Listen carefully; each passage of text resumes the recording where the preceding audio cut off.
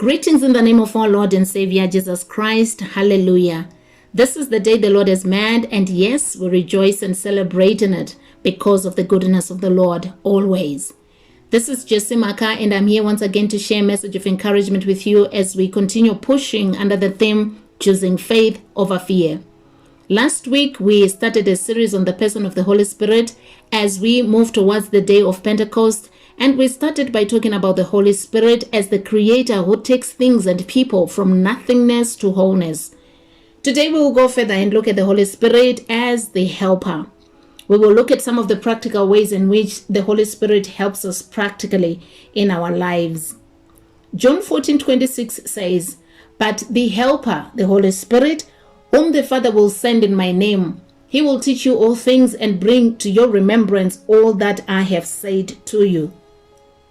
There are many things that we do not know or that we don't remember in life, and we find ourselves disadvantaged at work, at home, and at school just because there's just this thing that you just can't seem to get right.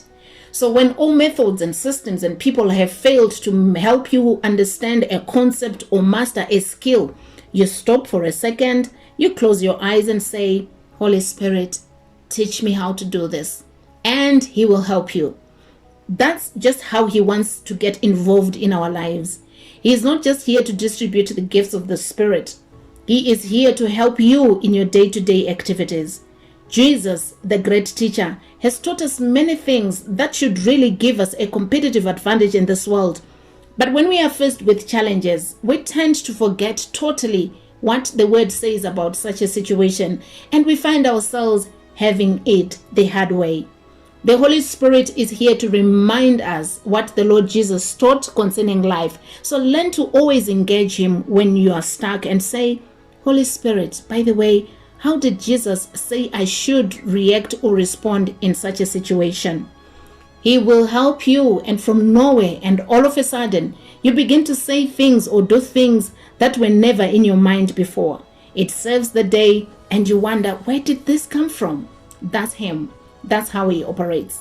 The Bible says in Mark 13 verse 11, "And when they bring you to trial and deliver you over, do not be anxious beforehand what you are to say, but say whatever is given you in that hour, for it is not you who speak, but the Holy Spirit." So don't get stuck in interviews or board meetings or during product pitches. Let the Holy Spirit help you. The Bible further tells us in John 14 verse 15 to 17 that, "If you love me, keep my commandments, and I will pray the Father, and he will give you another helper, and he may abide with you forever, the Spirit of truth, whom the world cannot receive, because it neither sees him nor knows him, but you know him, for he dwells with you and will be in you." So in a crowded place where there's commotion and confusion, you will be at ease, and people will look at you and wonder, did he hear or see what just happened here? And you just smile and say in your heart, "Well, I have a helper whom you can't see, but is right here with me and inside me, keeping me calm and collected in the midst of the storm." Romans 8:26 to 27 says, "Likewise, the Spirit also helps in our weaknesses, for we do not know what we should pray for as we ought, but the Spirit himself makes intercessions for us with groanings which cannot be uttered." Again, we do not need to get stuck when asked to come and lead in prayer because we do not know what to say to God in front of people.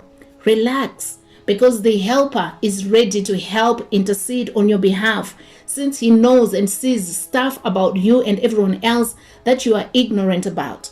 Just ask him and he will help you. Brothers and sisters, there is no reason for us to go around with our heads bowed down because we are stranded, stuck, and helpless.